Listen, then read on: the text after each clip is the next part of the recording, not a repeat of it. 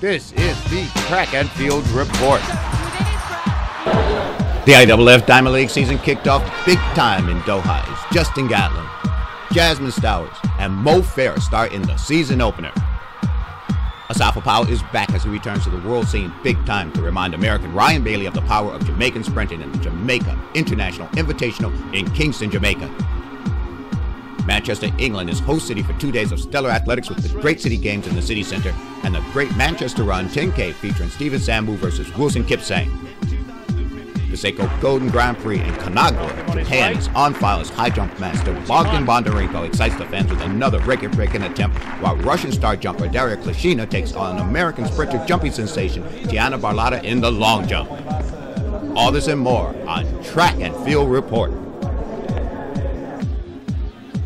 Doha, Qatar was the center of the athletics universe last night, and among a host of fantastic athletic performances and Diamond League records, the men 100 meters was a much-anticipated event. But despite a heavy cast of superstar sprinters, the race was all about the American Justin Gatlin. The 2004 Olympic champion and the world's fastest man over 100 and 200 meters during the 2014 season opened his individual season against a solid field. That included Jamaica's Nesta Carter and St. Kitts and Nevis' 2003 world champion Kim Collins and American Mike Rogers. But from the gun, it was Gatlin who saw him to the front. He powered away from the world-class field with ease as he drives into awesome territory, leaving everyone else to sort out the minor places. Easing off a bit, Gatlin stops the clock at 9.74, a new personal best for the 32-year-old Gatlin, who seems to just get better with age. Rogers took second place, but Final results: men's 100 meters Doha Diamond League. Justin Gatlin, USA, 9.74. Mike Rogers, USA as well, 9.96. Keston Bletman, Trinidad Tobago, 10.01, and in fourth place, Kim Collins, 39 years old, from St. Kitts and Nevis, 10.03.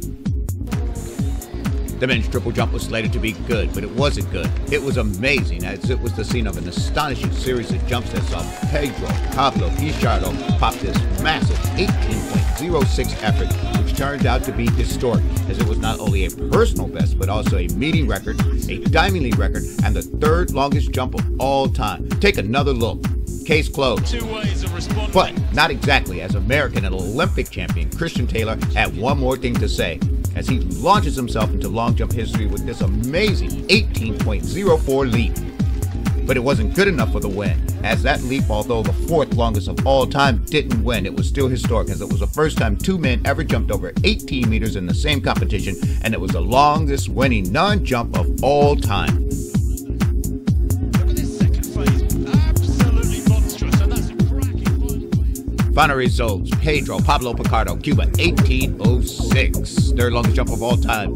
In second place, Christian Taylor, USA, 18.04. And in third place, Teddy Tongo, France, 17.24. The women's 100-meter hurdles featured two Olympic gold medalists in the form of American Dawn Harper Nelson and Australian Sally Pearson.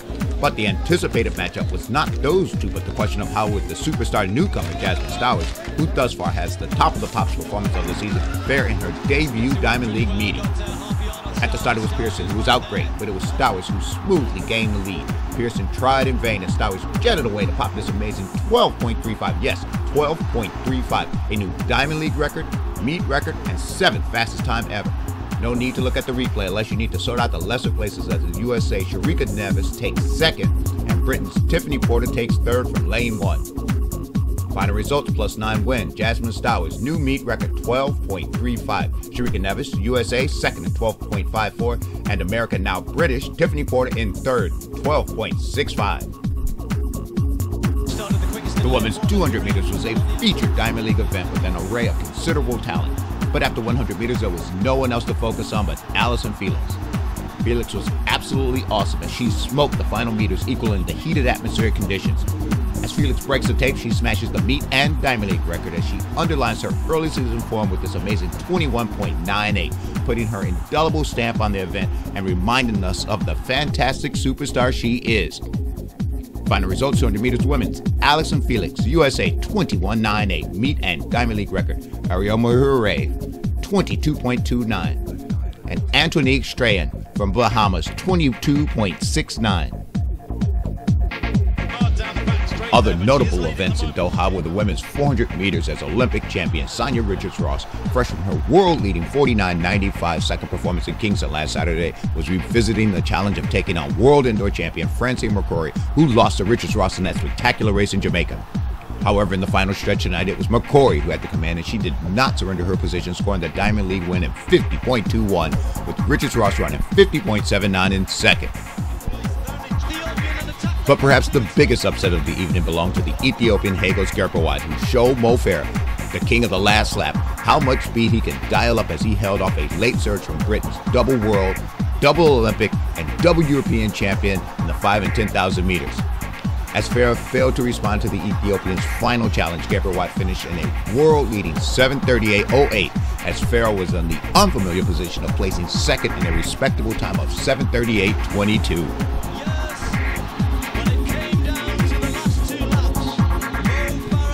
In a big weekend of athletics following the second World Relays in the Bahamas, a lot of issues were left unsettled. The top story to be avenged was the perceived level of poor sportsmanship displayed by Ryan Bailey after the United States' victory in the World Relays 4x100 meter relay final. It was this throat-slashing gesture that caused a big controversy throughout the Caribbean, as Bailey seemed to represent the ugly American victor, taunting his finally beaten Jamaican adversary. One could perhaps understand Bailey's delight, as it has been 7 years since the United States sprint relay defeated Jamaica in a major championships. Bailey's next race after the relays just happened to be in Kingston, Jamaica, presenting the perfect lead into a showdown between the arrogant American versus the enigmatic Jamaican returning superhero Asafa Powell. It is arguable that if Powell had run on the relay in the Bahamas, things would have been different, as the Jamaica squad was depleted by injury and the absence of several stars, leaving the team to face off against a U.S. squad at full strength. But part 2 is to be settled tonight. At the gun, it was a quick starting Andrew Fisher in lane 1 who took the early lead, as Powell and Nesta Carter both had good starts, but it was Powell who surged to the front midway as Bailey closed the gap, but not enough as Powell scores a win in a brilliant 9.84. Bailey second and Carter third. The win for Powell represents his fastest time in 5 years and perhaps signals his return to a sustained injury-free season. Final results: fastest time in the world this year, Powell 9.84, Bailey second in 9.93, Jamaica's Nesta Carter third in 9.98. The top 3 all breaking the 10-second barrier. Track was dead. Talk to us about the run tonight. Well, it was a good run. I didn't get a great start, but it was a good start. But I just held my composure and just relax and just run through. Just have to remember who I am and just go out there and do it. The final part of the race looked like a big improvement for you. Talk to us about that. Yeah, man, that's what I've been working on. Normally, when I'm running the race, by the time I get to 70 meters in a strong race, I normally tighten up. But, now I'm just relaxing all the way through. Targets this year, what can we expect? I'm just working very hard. I just want to go out there, and do my best.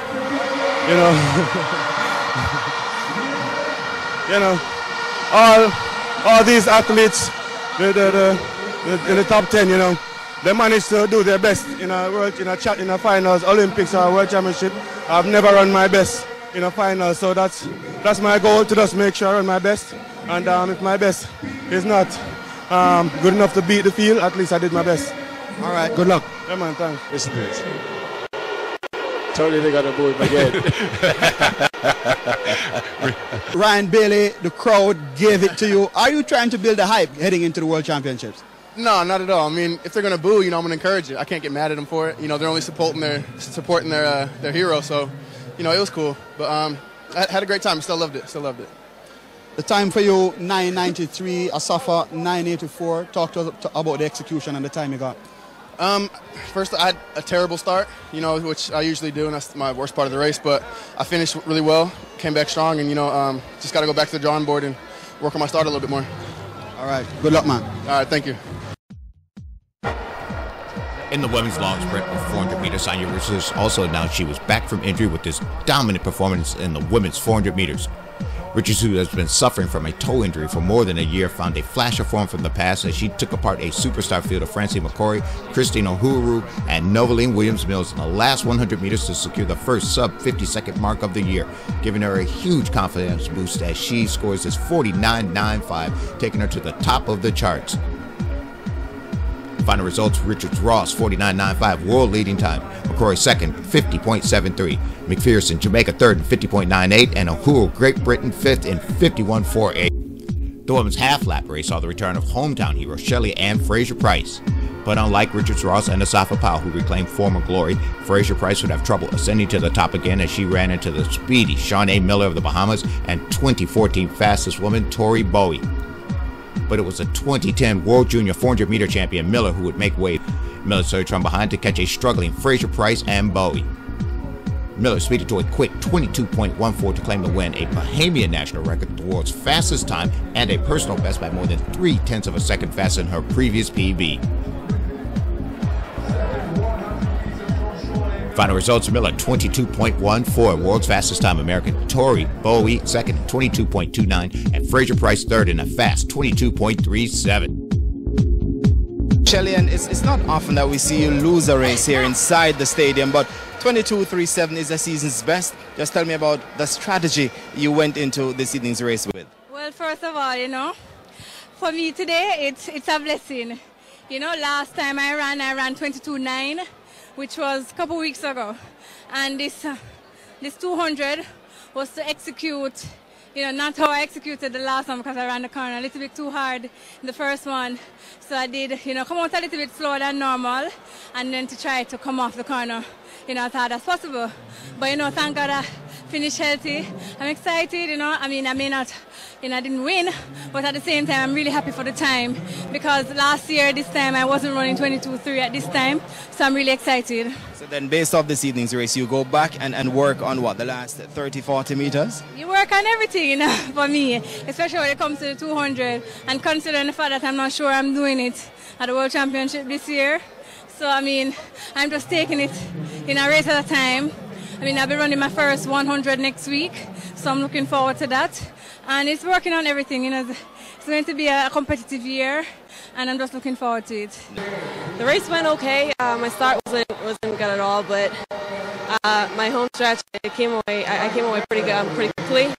My last 50, form broke down a little bit, but I was still able to hold on. But I was competing with a lot of top-notch athletes, and I'm just happy to win. The women's 100 meters was just as scintillating as the longer sprints, as it featured Olympic 200-meter champion Allyson Felix facing off against African and Commonwealth champion Blessing Okabare and current world leader Elaine Thompson, who ran a fantastic 10.92 last month to set the year's fastest time. Rounding out the field was 2009 world champ silver medalist Karan Stewart.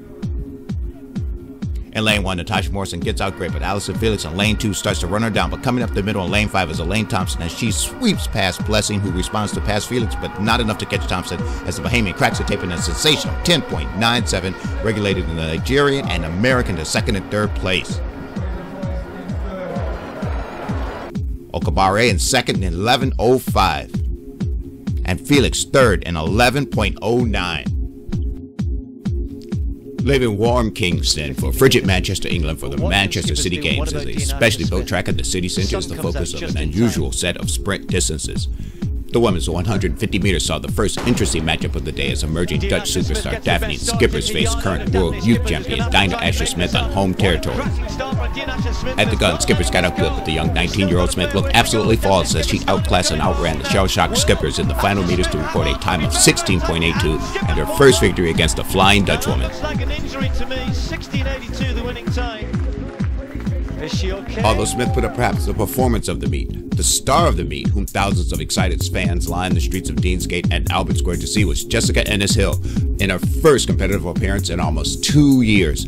The Olympic champion was finally coming back to the track after injuries and the birth of her son Reggie. But right from the gun, the heptathlete star faced stiff competition from Britain's top hurdle specialist Tiffany Porter and the 20-year-old Lucy Hatton, making things difficult with the quick start.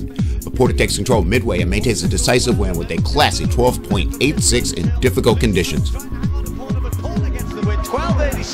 Manchester was also the setting the next day for the 25,000-person Morrison Manchester Great Run, featuring the hottest road runner in the world, Stephen Sambu, making his European debut after months of stellar performances worldwide. Mass race.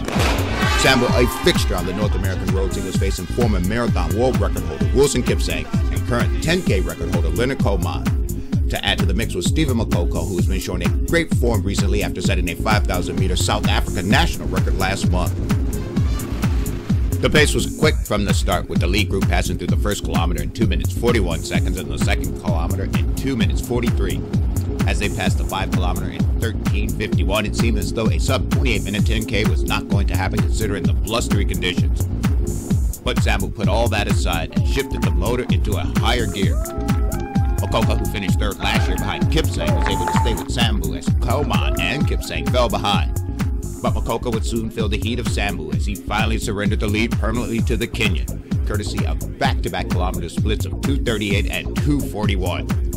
Sambu was trucking as he burned a second-half 5K split of 13:39 to cross the finish line in a 2015 world-leading time of 27 minutes 30 seconds, while Mokoka in second place slashed 34 seconds from his 10-kilometer best and set another South African national record as he took 22 seconds off the 35-year-old former standard, which had dated all the way back to 1980. Lagat, who trains alongside Sambu, was thrilled with his performance. His world over 40 best of 27:48 slashed 12 seconds from the previous record, which had been set in this race 2 years ago by the great Haile Gebrselassie. Kipsang in fourth with 27:53 to complete the 28-minute roundup. Final results: Stephen Sambu of Kenya, 27:30 fastest time in the world this year. Stephen Mokoka, South Africa, 27:38 national record, and Darla Klischina with 27:48 world masters record.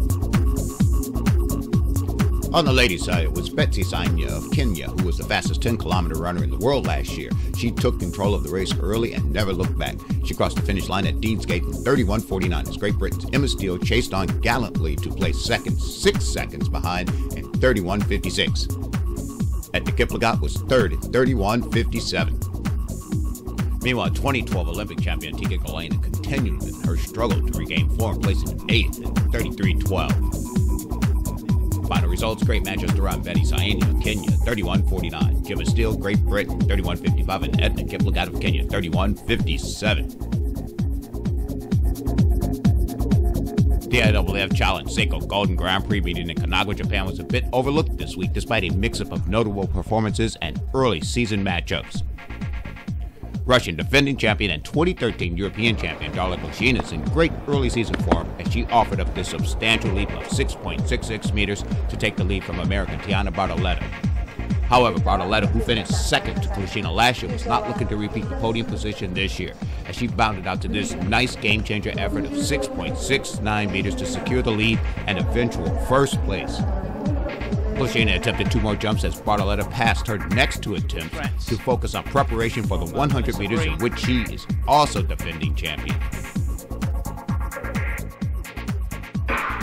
Away they go. Bartow got out fast, but not dominant, as 4 ladies were equal across the track. However, Tianna's 10.85 personal best strength came to the rescue at the tight finish as she edged out this 11.26 victory over Ivory Coast Marie-Josée Talu, who was given the same time as Bartow but had to settle for second place. Jamaica's Simone Facey was third in 11.27.